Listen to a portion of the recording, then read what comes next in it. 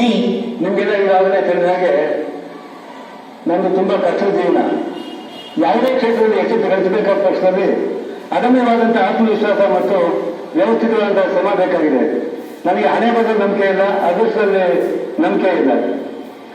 ಬುದ್ಧ ಮತ್ತು ವಿವೇಕಾನಂದ ಹೇಳಿದಾಗೆ ನಮ್ಮ ಭವಿಷ್ಯಕ್ಕೆ ನಾವೇ ಶಿಲ್ಪಿಗಳು.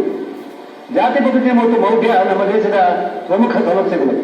ಜಾತಿ ಪದ್ಧತಿಯನ್ನು ನಾವು ನಾಶ ಮಾಡದೆ ಹೋದರೆ ಜಾತಿ ಪದ್ಧತಿಯೇ ನಮ್ಮನ್ನು ನಾಶ ಮಾಡುತ್ತದೆ. ಜಾತಿ ಪದ್ಧತಿ ನಮಗೆ ಒಂದು ಶಾಖವಾಗಿದೆ. ಇಲ್ಲಿ ಮೌಢ್ಯ ಕಡಿಮೆ ಆಗಬೇಕಾದ ಪಕ್ಷದ ವೈಜ್ಞಾನಿಕ ಮನೋಭಾವ ಹೆಚ್ಚಾಗಬೇಕಾಗಿದೆ. ಈಗಾಗಲೇ ನಿಮ್ಗೆ ತಿಳಿದಾಗೆ ನಾನು ಜೀವನದಲ್ಲಿ ಸಾಕಷ್ಟು ಕಷ್ಟ, ಕಾರ್ಪಣ್ಯ ಮತ್ತು ನೋವುಗಳನ್ನು ಅನುಭವಿಸಿದ್ದೇನೆ.